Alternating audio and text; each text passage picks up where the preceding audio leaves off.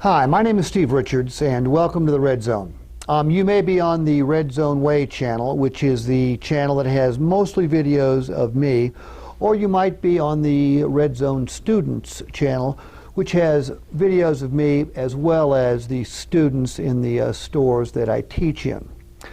Now, let me give you the intent of these channels. Originally, I meant to create these for the use of my clients. The dealers, the general managers, the owners, who could watch these videos and monitor the progress or lack of progress among the students that I teach. When I go into a dealership, I have a guarantee, and the guarantee is if this isn't the best on-topic material that they have ever experienced, they don't pay me. If it's good, they don't pay me. If it's pretty good, they don't pay me. And part of that is getting the people to change their behavior while they're in front of a customer.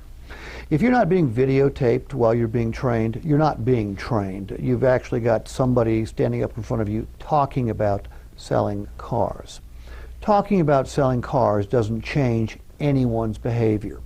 The only way you get someone to change their behavior is you have them do it enough times that they gain the confidence to actually change their behavior when they're in front of a customer. What they do in the classroom really doesn't matter. I tell each group of students that I work with that I'm not here to make good movies, I'm here to make good salespeople better. And when I say good salespeople better, that's what I mean. I don't work with bad salespeople. Well, I take that back. I have bad salespeople show up in my seminars, but I can't fix them. Someone that doesn't want to get better isn't going to get better. Someone that's perfectly happy selling 12, 13 cars a month, and they think that's where they need to be, that's where they've gotten to, and that's where they're going to stay, they're not going to pay attention to anything I have to say, and I don't get mad at them. I just would rather they not show up in class. I was at a Mercedes store in the not too distant past, and there was a fella who was very, very arrogant. You could tell he didn't want to be there. And so I was getting to know him, and he announced that he had been there for 20 years. And he said he averaged 15 units a month.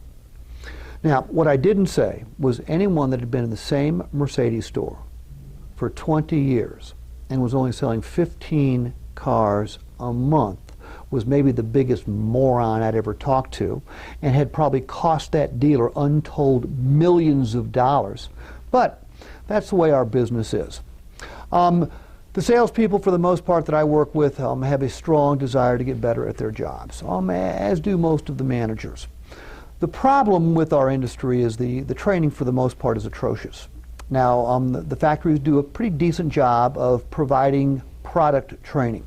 But when it comes to interaction with the consumer, whether it be on the internet via email, on the telephone, face-to-face, the strategies, the tactics, and the processes are 30, 35, 40, 45, 50 years old. Now, obviously, the internet strategies aren't that old, but you know what? All most internet trainers have done is take the stuff that wasn't working with the telephone and transfer it to the internet. Now, I don't do much internet training on these two channels because it doesn't. I actually should. It doesn't set up well for video. Most of the videos you're going to see, I'm in a role-play situation with a group of salespeople.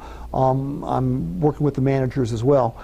And you have to remember, you have to these role plays have to be taken into context.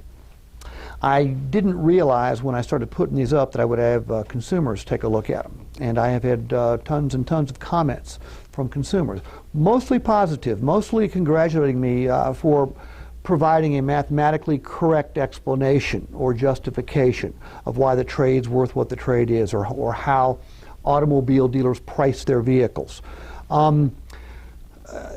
But some of them say things like, I wouldn't buy a thing from that asshole. He's so arrogant, he talked too loud, and he was pounding on the desk. Well, I'm often talking loud because I'm in a room with 30, 40, 50, 60 people.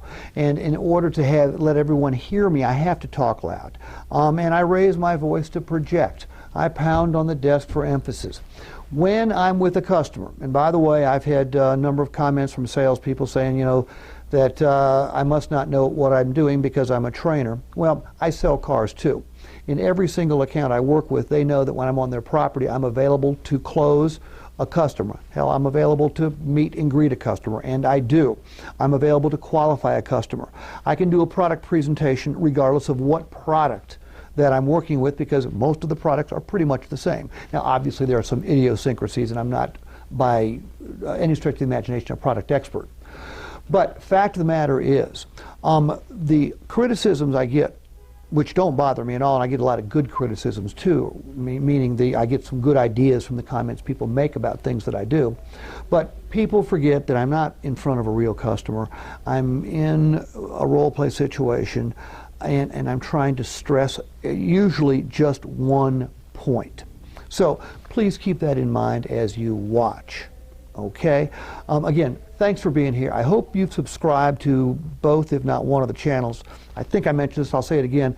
The RedZone Students has me and the students. The RedZone Way has just me on it.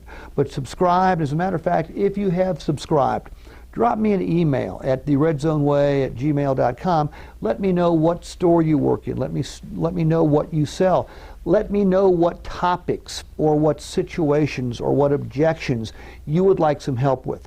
If I don't have the answer, I know enough people in the industry that we can find the answer. All the best to you, good luck, and good selling. Goodbye from Steve Richards in the Red Zone.